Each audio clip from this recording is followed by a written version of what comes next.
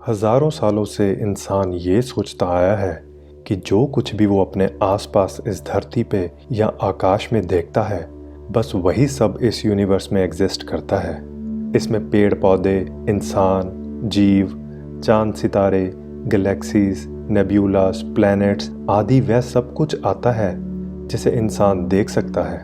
लेकिन अब वैज्ञानिक ये मानने लगे हैं कि हमारे इस यूनिवर्स को संचालित करने वाली शक्ति वह नहीं जिसे हम देख पाते हैं, बल्कि वह है जो हमारी आंखों और इंद्रियों से परे एक डार्कनेस में छुपी है। साइंटिस्ट इस शक्ति को डार्क मैटर के नाम से जानते हैं और मानते हैं कि ये डार्क मैटर ही है जो गैलेक्सीज और स्टार्स को आपस में बांध कर रखता है। इस डार्क मैटर के अलावा एक और फोर्स है जिसे कि डार्क एनर्जी के नाम से जाना जाता है। ये डार्क एनर्जी यूनिवर्स में ज़्यादा से ज़्यादा स्पेस पैदा करके गैलेक्सीज को एक दूसरे से दूर धकेलती है। विज्ञान तो अब ये मानने लगा है कि यूनिवर्स 96% इस डार्क मैटर और डार्क एनर्जी से बना हुआ है। बाकी का 4% ऑर्डिनरी मैटर जिसे कि हम देख पाते हैं वह है। डार्क मैटर को डार्क इसलिए कहा जाता है क्योंकि ये इलेक्ट्रोमैग्नेटिक रेडिएशन जैसे कि लाइट को ना तो एमिट करता है, ना रिफ्लेक्ट और ना ही एब्जॉर्ब।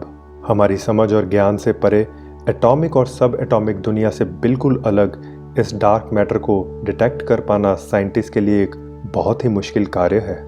इसे मेजर किया जा सकता है तो सिर्फ उस प्रभाव से जो ये डार्क मैटर अपने आसपास के स्टार्स और गैलेक्सीज पे डालता है।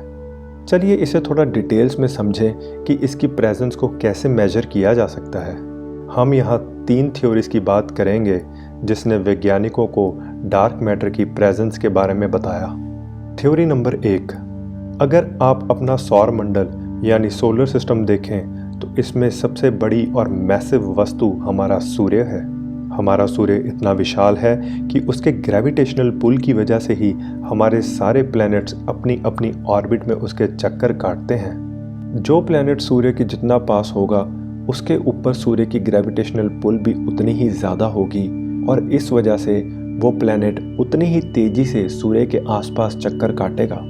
जैसे जैसे अलग अलग प्लैनेट्स की दूरी सूर्य से बढ़ती जाती है वैसे वैसे उनके ऊपर सूर्य की ग्रेविटेशनल पुल भी घटती जाती है और इसी वजह से उनकी सूर्य के इर्द गिर्द चक्कर काटने की स्पीड भी। उदाहरण के तौर पे बुध ग्रह यानी मरकरी प्लैनेट सूर्य के सबसे नज़दीक है। इस वजह से उसके ऊपर सूर्य की ग्रेविटेशनल पुल सबसे ज़्यादा होने के कारण वह सूर्य के इर्द गिर्द ज़्यादा तेज़ी से चक्कर काटता है, जबकि सैटर्न यानी शनि ग्रह सूर्य से दूर होने की वजह से बहुत धीमी गति से चक्कर काटता है क्योंकि इस पे सूर्य का ग्रेविटेशनल पुल मरकरी प्लैनेट के मुकाबले बहुत कम है। तो ये बात तो पक्की रही कि जहाँ ज़्यादा मास होगा उसके आसपास के प्लैनेट्स या सितारे ग्रेविटेशनल पुल की वजह से उतनी ही तेजी से उसके आसपास चक्कर काटेंगे। अब देखते हैं कि साइंटिस्ट ने इसी सिद्धांत से डार्क मैटर की खोज कैसे की। क्योंकि एक गैलेक्सी का सबसे मैसिव पार्ट उसका सेंटर होता है और इसी सेंटर पर सबसे ज़्यादा ग्रेविटी होती है, इसलिए साइंटिस्ट की यह धारणा थी कि जो भी स्टार्स गैलेक्सी के सेंटर के पास हैं वह तेज गति से इस सेंटर के चक्कर काटते होंगे और जो स्टार्स सेंटर से दूर हैं वह धीमी गति से सेंटर ऑफ गैलेक्सी के चक्कर काटते होंगे। लेकिन जब उन्होंने रिजल्ट्स देखे तो वह ये जानकर दंग रह गए कि गैलेक्सी के सेंटर के पास वाले सितारे और दूर वाले सितारे सब सेम गति से ही सेंटर के चक्कर काट रहे थे। ये कैसे हो सकता था? हम जानते हैं कि सबसे मैसिव पार्ट तो गैलेक्सी का सेंटर है जहां ग्रेविटी सबसे ज़्यादा है। फिर उस सेंटर से दूर वाले सितारे पास वाले सितारों की तरह सेम स्पीड से कैसे चक्कर काट सकते हैं? इसका मतलब तो ये हुआ कि जो स्टार्स दूर हैं उनके ऊपर सेंटर ऑफ गैलेक्सी के अलावा किसी और मैसिव वस्तु का भी प्रभाव है जिसने कि उनकी ऑर्बिटल वेलोसिटी को तेज करके रखा है, लेकिन ये मैसिव ऑब्जेक्ट किसी को दिखाई नहीं देती। इस ऑब्जर्वेशन से साइंटिस्ट ने ये थ्योरी निकाली कि ये मैसिव ऑब्जेक्ट कुछ और नहीं बल्कि डार्क मैटर है जो कि हमारी समझ, आँखों और इंद्रियों से परे है और ये डार्क मैटर एक हैलो की तरह इन गैलेक्सीज को घेरे हुए है और उन पर अपनी ग्रेविटेशनल प्रभाव डाले हुए है। तो ये तो थी थ्योरी नंबर 1। अब बात करते हैं थ्योरी नंबर 2 की। सन 1933 में एक स्विस साइंटिस्ट फ्रिट्ज ज़्विकी ने जब गैलेक्सीज के एक क्लस्टर जिसका नाम कोमा क्लस्टर है और जिसमें कि 1000 गैलेक्सीज हैं को ऑब्जर्व किया तो देखा कि जिस स्पीड से इस क्लस्टर में गैलेक्सीज घूम रही हैं उतनी स्पीड पे उनका सिर्फ एक दूसरे की ग्रेविटी के बलबूते पे स्थिर रह पाना मुमकिन नहीं है। इस क्लस्टर में जितना भी दिखने वाला मास है उतना मास इन गैलेक्सीज को क्लस्टर में बांध कर रखने में सक्षम नहीं था। इसका मतलब है कि कोई और मास या फोर्स या शक्ति इस क्लस्टर को आपस में बांधे हुए थी, जिसकी एब्सेंस में शायद गैलेक्सीज अपना संतुलन खोते हुए इस क्लस्टर के बाहर बिखर सकती थी।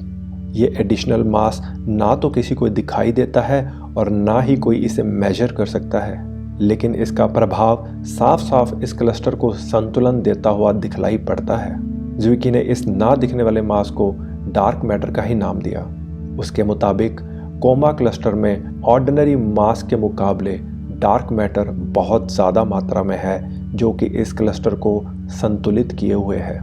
अब बात करेंगे थ्योरी नंबर 3 की। महान साइंटिस्ट एल्बर्ट आइंस्टाइन ने यह प्रूव किया था कि ग्रेविटेशनल फोर्स में इतनी शक्ति है कि वो लाइट को बेंड या डिस्टॉर्ट कर सकती है, जिसका मतलब है कि अगर लाइट किसी ऐसी ऑब्जेक्ट के पास से गुजरती है जिसका मास बहुत ज़्यादा है तो उस ऑब्जेक्ट की ग्रेविटी लाइट के पाथ को बेंड कर सकती है। इसे ग्रेविटेशनल लेंसिंग भी कहा जाता है। इसका मतलब ये हुआ कि इस यूनिवर्स में जहाँ जहाँ मैसिव ऑब्जेक्ट होंगे या जहाँ जहाँ ग्रेविटी होगी वहाँ से गुजरने वाली लाइट हमेशा थोड़ा बेंड होती हुई हमारे पास पहुँचेगी। साइंटिस्ट ने गैलेक्सी क्लस्टर्स के पीछे छुपी दूर दराज गैलेक्सी से आने वाली लाइट को जब गैलेक्सी क्लस्टर में से पास होते हुए ऑब्जर्व किया तो उन्होंने देखा कि लाइट उन सभी जगहों से ज़्यादा बेंड हुई जहां गैलेक्सी क्लस्टर में कुछ भी दिखाई नहीं दे रहा था। इसका मतलब साफ था कि इन गैलेक्सी क्लस्टर्स में बहुत तादाद में इनविजिबल या डार्क मैटर है जो अपनी ग्रेविटी की वजह से लाइट को बेंड करता है। सबसे ज़्यादा हैरान कर देने वाली बात तो ये थी कि ये ना दिखने वाला मैटर दिखने वाले मैटर से कई तादाद में ज़्यादा था। ये सब तो रही विज्ञान की बात। जैसे कि हम अपनी पहली वीडियोस में भी कह चुके हैं कि विज्ञान और स्पिरिचुअलिटी साथ साथ चलती है, इसलिए हम यहाँ कुछ स्पिरिचुअल पर्सपेक्टिव रखना चाहते हैं। हम आपको 3 ऐसे पॉइंट बताएंगे जिसमें कि स्पिरिचुअलिटी और डार्क मैटर का सीधा सीधा रिलेशन देखने को मिलता है। पॉइंट नंबर 1, डार्क मैटर वो वर्ल्ड है जिसे हम देख नहीं सकते।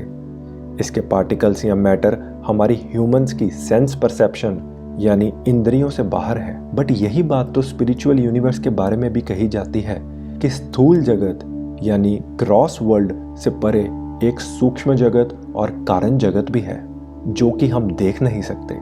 कहते हैं कि हम इंसान भूलोक से ऊपर के लोगों को नहीं देख सकते क्योंकि वो सब लोग सटल वर्ल्ड यानी सूक्ष्म जगत में हैं और सूक्ष्म तत्वों से बने हुए हैं। इसमें स्वर्गलोक, सत्यलोक, जनलोक, ब्रह्मलोक आदि जैसे लोक आते हैं। तो क्या ये एक पॉसिबिलिटी है कि ये सारे लोक डार्क मैटर से बने हों?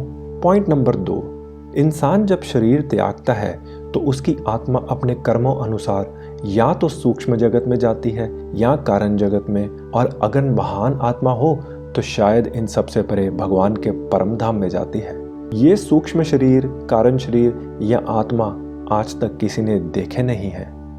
इस पॉसिबिलिटी को रूल आउट नहीं किया जा सकता कि हो सकता है कि ये सब डार्क मैटर से बने हों। पॉइंट नंबर 3, आप जान चुके हैं कि डार्क मैटर की ग्रेविटी बहुत ज़्यादा होती है। आप ये भी जानते होंगे कि एल्बर्ट आइंस्टाइन ने रिलेटिविटी के थ्रू ये प्रूव किया था कि अगर हम ऐसे प्लेनेट में जाते हैं जहाँ ग्रेविटी बहुत ज़्यादा हो तो उस प्लेनेट पे टाइम धरती के मुकाबले स्लो मूव करता है। अगर आपने इंटरस्टेलर मूवी देखी है तो आपको पता होगा कि जब मैथ्यू मैककॉनहे ब्लैक होल के पास वाले प्लेनेट पर जाते हैं तो उनके लिए समय स्लो हो जाता है और वहाँ बिताया एक पल धरती के कई वर्षों के बराबर होता है। अब आप इस पूरे किस्से को शास्त्रों में वर्णित काकुदमी की ब्रह्मलोक यात्रा से कंपेयर करें। जब काकुदमी धरती से ब्रह्मलोक गए तो वहां जाकर उन्होंने कुछ पल बिताए, परंतु इन कुछ पलों में धरती के हजारों वर्ष बीत चुके थे। तो क्या ब्रह्मलोक भी डार्क मैटर से बना हुआ है? क्योंकि डार्क मैटर की तरह ब्रह्मलोक भी दिखाई नहीं देता। और काकुदमी की स्टोरी ये प्रूव करती है कि ब्रह्मलोक पे टाइम स्लो मूव करता है, जिसका मतलब ये हुआ कि ब्रह्मलोक पर ग्रेविटी बहुत ज़्यादा है, जैसे कि डार्क मैटर की होती है। ऐसे कई और भी रेफरेंसेस लिंक किए जा सकते हैं। साइंस तब तक कंप्लीट नहीं मानी जा सकती जब तक वह ये स्वीकार न कर ले कि इस यूनिवर्स में ऐसी शक्तियां भी हैं जो इंसान को नज़र नहीं आती। लेकिन साइंस का डार्क मैटर और डार्क एनर्जी जैसी चीज़ों की एग्जिस्टेंस मान लेना यही दर्शाता है कि वे ठीक राह पर कदम रख चुके हैं। जैसे जैसे वे इस राह पर बढ़ते जाएंगे, वैसे वैसे ही उन्हें इस यूनिवर्स के कई रहस्यों और हमारे स्क्रिप्चर्स, जिन्हें कि कई बार मिथ कहा जाता है, उनकी सच्चाई का पता चलता रहेगा। आशा करता हूँ कि आपको ये वीडियो पसंद आया होगा। इसे लाइक, सब्सक्राइब और शेयर ज़रूर करें। मिलते हैं अगली वीडियो में।